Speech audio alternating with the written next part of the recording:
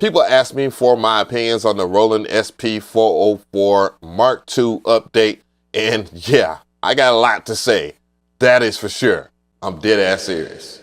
In version 3.0, the sequencer has now been upgraded to provide improved stability for playing back multiple samples. Okay, this is great for jamming with files from your recording sessions or bounce straight from your DAW. In this example, now, I ain't gonna hold you. That was necessary, or actually just a pretty good bonus. I mean, it's been a minute since I've even played with my SP-404. Not because it's bad or anything, it's just that, you know, there's certain things that workarounds I would hope for. And there was one particular groovebox that was starting to step past this and actually catch up to another one that I use a lot. You already know which one that is. Version 3.0 Midi clock output.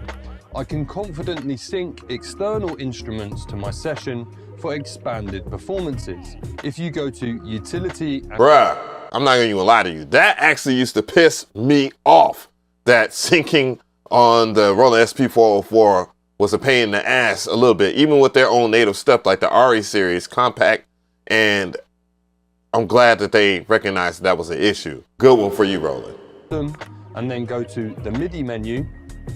You can turn Midi sync out to on. This will now send Midi clock to any attached hardware. Word. If you need to finesse sync timing, you can go to Utility, then Midi tab, and then set the sync delay value to tighten it up. Nice. Very nice. Actually, a pretty dope idea to be able to desync some stuff a little bit or have the timing just off a little bit. All right, Roland, we getting somewhere. On top of adding external instruments, it is now possible to mute and automate playing pads in the pattern sequencer. Finally! They get it. There are other grooveboxes on the market at a higher price point, not mkII, that don't have track mutes. And if there's one thing I like, is a company that pays attention to other people's wants and needs on a groovebox. Roland. Nice. This is great for using with my extended multi-track audio files. Show it to me. To create dynamic changes and arrange my performance on the fly. Let's just show it to me, goddammit. To do this, enter the pattern sequencer and choose the pattern you want to edit. Then press pattern select to access your bank of samples. All right. Once you're in here, press shift, reverse, and remain to enter pad mute mode. That's not too crazy. The pads will now turn white. All right.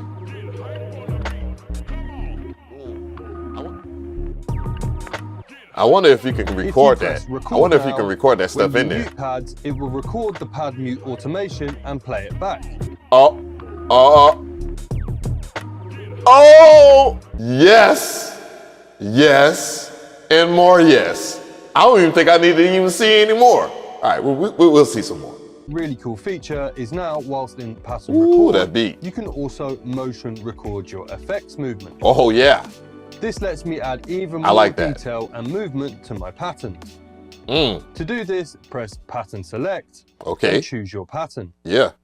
This works in both TR-Rec and real-time modes. But in this example, I'm going to press record to enter real-time recording. Okay then. I can now press the mark button to start motion recording. Yeah. Oh, I got to hear that. Notice that it also records me turning the effects on or off. I have to admit, Roland killed the absolute fuck out of that. I have to use harsh language for that because, Lord and behold, you can't even do that on the MPC Live X1, blah, blah, blah, blah, blah, blah. Like, when you mess with the XY pads, now that was the one thing that, you know, when I messed with the MPC, I'd never really missed the Roland SP-404 for its effects because, you know, the XY pads, they get busy. But as far as recording automation for it, it's not so easy. Roland has stepped up a whole lot in that regard. mkII, are you listening? Come on. If I take the pattern I was just working with, I can quickly copy specific samples from this and paste them into a new pattern. Okay. So this will make it really easy for me to make a bunch of different variations of my main pattern, like just drums and bass, for example, or just sample and bass. Typical workflow stuff. I'll be able to play them back to create a song structure, or even use pattern chain to lock in an arrangement and jam over the top of it. Okay, that's fair. That's fair. That's when fair. Copying a pattern, I'll press remain when the pattern is selected. And then using the pads, I can choose which samples I want to include in the new pattern. All right. So here I'm just going to choose my drums and my bass. Then I'm going to press remain again and choose a pad to copy to. Now when I press enter, you will hear I have a new pattern with just drums and bass. To be fair, that's a great quality of life change. I mean, to be honest, workflow on the SP-404 Mark II, there was so many different ways that I would do things. You know what I'm saying? Like I would just kind of just copy and paste the pattern over or delete certain things. So it's like a shorter way of doing that. I mean, you know, it depends. I never really had an issue with that, to be honest. I never had an issue with that, and that's cool. We gotta see this. Or bounce your patterns to audio samples. This helps to convert complex musical moments, like the pattern I was just playing, into easily manageable samples. Okay, to do this, let's keep it real. This is what everybody has been asking for since the Roland SP-404SX, because like recording shit over, it was always, you had to like adjust start and end points, and it was never so streamlined like the MPC Live X1 and blah, blah, blah. The current generation of MPCs. You get what I'm saying? And I'm going to choose this pattern. Okay. Then if we press copy and we choose the pattern, now if we press pattern select, you can see at the top of the destination, it has changed to sample. I'm going to put my new sample here. And then we press copy again to bounce the pattern to the pad. And it's pretty fast. That's pretty fast. That's pretty fast. Oh. When you're in the copy screen and you've selected your pattern, you can use the remain button to choose which samples you want to include when converting. Whoa. This makes it easy to bounce out the separate parts as stem groups. So for example, if I choose just these pads, this will bounce just the sample and the bass together. If I now press remain again, press pattern select to create a sample. That's a lot of button pressing. Now when I press copy, who cares? I gotta see this. Here I will have a new bounce file with just the sample and the bass. Bruh, that is absolutely fire. Yet again, another feature that kind of poops on the MPC series right now. Wow, hold on, man, hold on. I don't like where this is going. I gotta hate on this somehow. I gotta find a reason to hate on this. No, I can't let Roland just take my soul.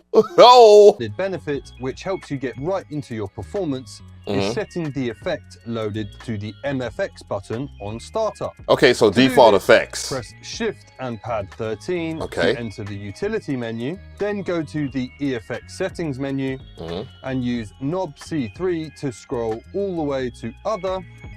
The beat in the background is hard. Then go to MFX top, and you can choose the effect you would like to be loaded on startup. Nice. You can now also save your effects parameters, so when you start up the unit, the effects will be at the right value. For example, this is very useful to maintain reverb settings for your pattern. For live settings to do this, too. Put your For live effects on the sets. desired settings, then hold Shift and Mark for 3 seconds. You will see a confirmation pop up on the screen. Ladies and gentlemen, I had to say, like 3.0, well, this is how you do a 3.0.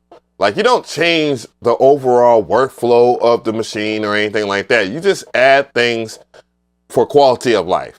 Like, there are so many different companies that they will just overstep the boundaries of the basics of a drum sampler or a groovebox or whatever, and then make it to where, like, past users don't like it. And that's the main thing that I hope that other companies pay attention to. That other companies pay attention to. That other companies pay attention to. Do not change the overall workflow. Just add quality of life stuff. To the right of me, I have some more dope videos. I have plenty of SP-404 videos, and I have no plans on slowing down now. If you want an SP-404 masterclass, let me know, and I will get it popping over there at 16levels.com. Speaking of which, I have a nice little shirt over here, a hoodie and a t-shirt that you should check out. It will be in the description box as well. Peace.